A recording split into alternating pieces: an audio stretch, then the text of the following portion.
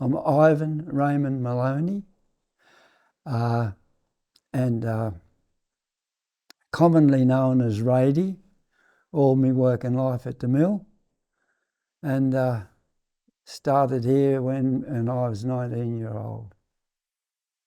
Originally, my father was a skipper on one of the boats, steamboats, and there was 8 kids in the family. And he went to work one morning, and I can remember Mum, when I was in my teenage, Mum asking him not to go to work, and he said, no, I've got to go to work, I can't let him down. And he went to work, and he got on the boat and picked up his cane punch and headed up to the South Arm. He got halfway to Maclean, and he collapsed, and they took him in, put him in a ambulance and took him to hospital, and there was no penicillin in those days. He died with peritonitis and left at 43 and left Mum with 8 kids. And my ambition was, because I was a little bit on the small side, was to be a jockey, and I wanted to be a Darby Munro or Athelmolly or someone, but I got too heavy for that. And I had uncles with cane farms, and they used to haul cane with horse and carts, both sides of the Serpentine. And because we had no income much, there was no handouts much in those days, a little bit of endowment, and from 8-year-old we went picking peas or corn or beans or potatoes and get a few bob and get a feed or something, and that's how we struggled through life. And then when I was 19, we got a flood, and I was in the cane inspector. It was a yard called Jeff Holden, and we cleaned the flood mud up, and that after the flood went down, and my uncle was there with a horse and cart, and he was carting the flood mud away, and Mr. Holden said, "Oh, he's a good little worker, this bloke." And then anyway, he kept his eye on me, and I then in the season there was on the Marama, there was a big steamboat, the biggest steamboat, and Clary McPherson was the skipper, and he came up the steps one day, one afternoon about 6 o'clock, and said, "Rady," he said, "there's a job on the boat, fireman and deckhands." He said, "Start tomorrow morning."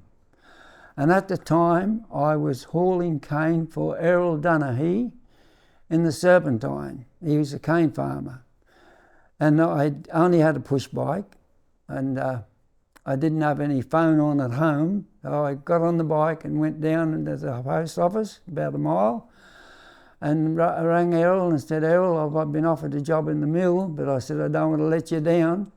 He said, "Rady," he said, "forget about it, grab the job. We'll get someone else to haul the cane tomorrow." And that was it.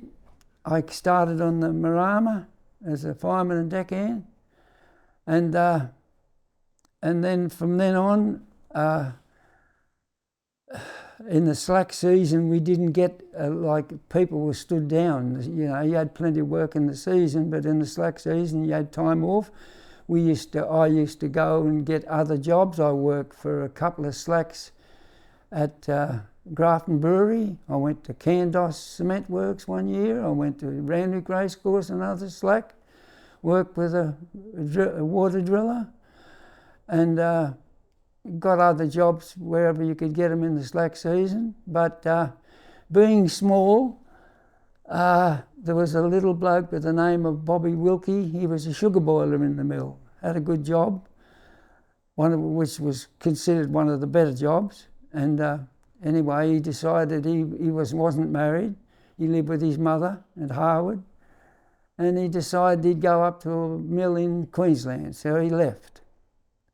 And they said, well, you're about the right size to clean the boilers. So in the slack season, they used to take some of the tubes out of the steam boilers, and you went down an egg-shaped manhole and you cleaned the inside the boilers.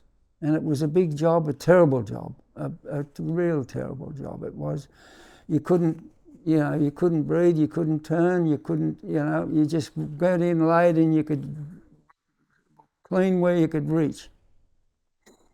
And no one outside at all to keep an eye on you. And at the time, I know I was smoking Ready Rub Champion Ruby tobacco, and I used to put it outside because it was a bloody good excuse to go and have a spell out of the boiler, to go and have a smoke in case the boss come along. You say, oh, I'm just having a smoke. And the old boss at the time was the second engineer called Jack Morrison. And the war was starting, and the war was on, and there was a ration on tobacco. No, everyone was looking for a cigarette or tobacco, all the smokers. And luckily, he smoked, and he was always looking for he was a heavy smoker, and he was always looking for a free cigarette. And he used to come along the stringer where the boat was tied up, and he knew my Champion Ruby was there, and he'd just say, Rady, I'm going to pinch one of your cigarettes. And I said to him, that's all right, mate, help yourself. And he used to come there 2 or 3 times a day then to get a cigarette, extra cigarette. So that worked out all right. He kept a bit of an eye on me. But that was a start of the slack work. And then I went on through the boat system with a deckhand and different boats, and become a skipper over the years. And when the boats finished, they said to me, you can be the last one on the boat. And the different ones took jobs off as the boats went off, and the cane was coming in. And Harold Payne was another bloke working on the boats, and I said to Harold, what's going on, Harold? He had a farm that his father had left him, and he said, well, Rady, he said, when the boat's finished, he said, I don't want another job, I'm going back on the farm.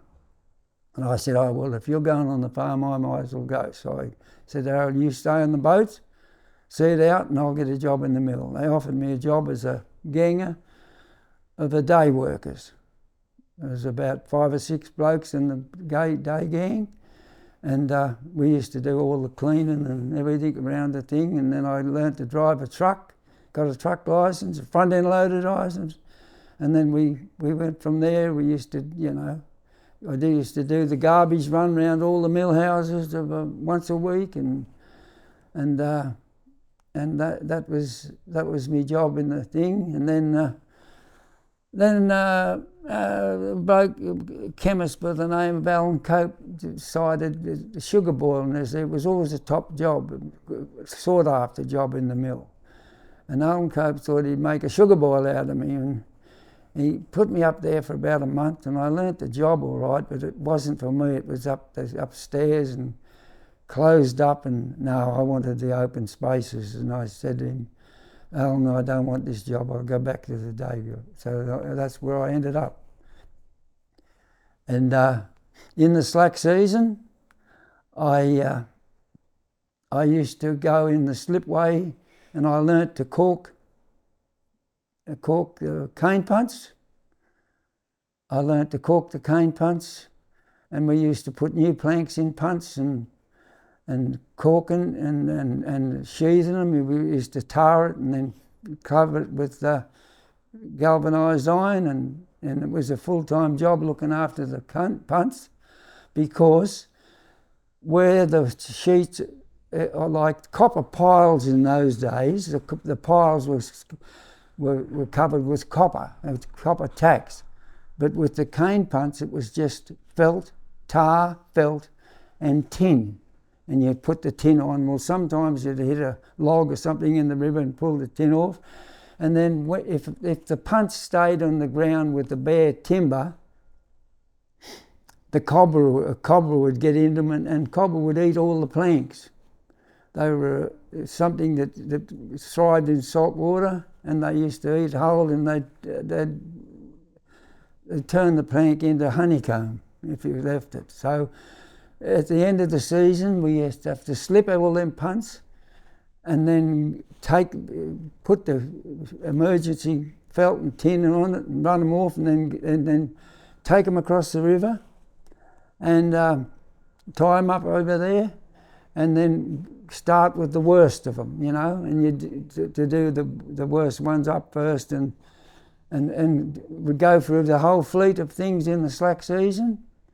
And then I was putting planks in punts and that, and then they decided they'd pay me shipwright's wages because I was doing the job, and a lot of blokes didn't like that. They said I was getting spoilt. So I didn't mind it. They paid me shipwright's wages. I was doing the job, and then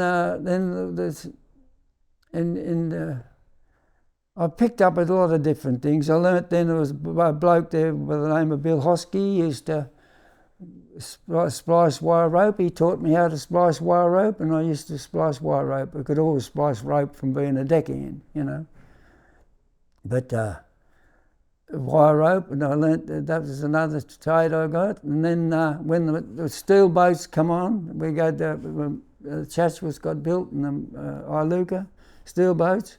We needed buffers to go round the front, because the old wooden boats you could bump them into the cane and it would just thud, but with the steel boats it was a big noise, And they sent me over to Broadwater, and I learnt to make these buffers and wooden out of rope, and I used to do all the buffers for the thing in the slack season too, because there was always plenty of work, always plenty of work. I was always willing to have a go, and I was never out of a job.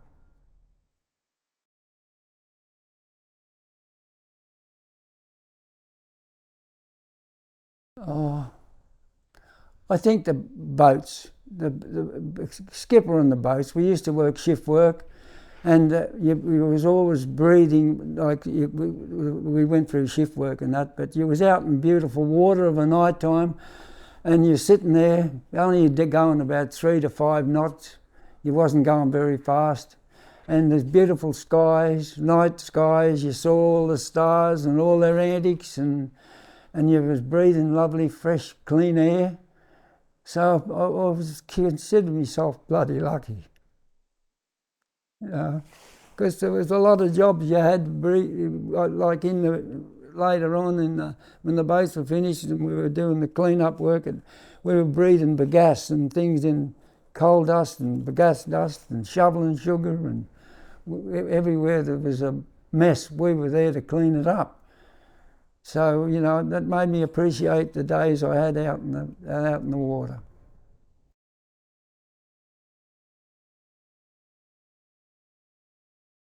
Oh, well, it means a lot, because the sugar industry's sort of kept our family. The sugar industry, we lived off the sugar industry, and my uncles were farmers, and relations had cane farms and grew cane, and as I say, I started from hauling cane 8-year-old with a horse and cart, and it was always part of the sugar industry, always, always part of the sugar industry, and it meant it was our life. And they used to say, you shouldn't eat sugar. Well, I never ever wore that one, I can tell you. It was bloody good to us.